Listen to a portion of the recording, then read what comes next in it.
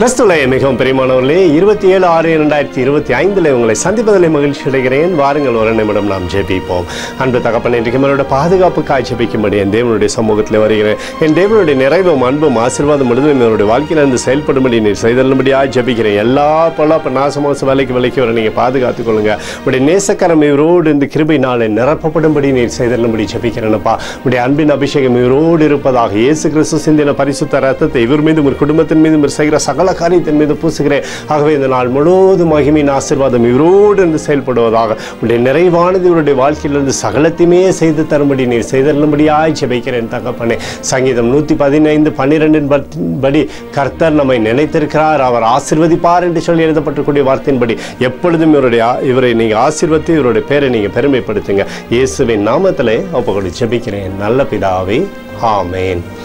பிரியமான ஜெப பங்காளரை ஒரு நிமிடம் நம்ம இந்திய தேசத்திற்காகவும் ஜெபிப்போம்.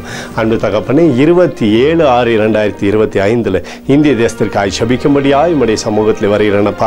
இந்திய தேசம் நீங்கள் ஆசீர்வதிக்கும்படியாய் ஜெபிக்கிறோம். ஆசீர்வதிங்க.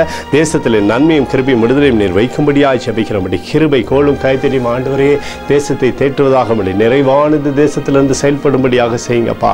அற்புதத்தினால தேசத்தை ஆண்டவரே சமாதானத்தில் வழி நடத்துங்க. எங்களுக்காக அடித்து நொறுக்கப்பட்டிருக்கூடிய இயேசு கிறிஸ்துவும் அவர் சிந்தனை வெளியேறப்பட்ட ரத்தத்தை வைத்து ஒப்புக் கொடுக்கிறேன். அத்தோடு இந்திய தேசத்தில் எழுப்புதலை தரும்படியாய் ஜெபிக்கிறேன். எழுப்புதலை தருவீராக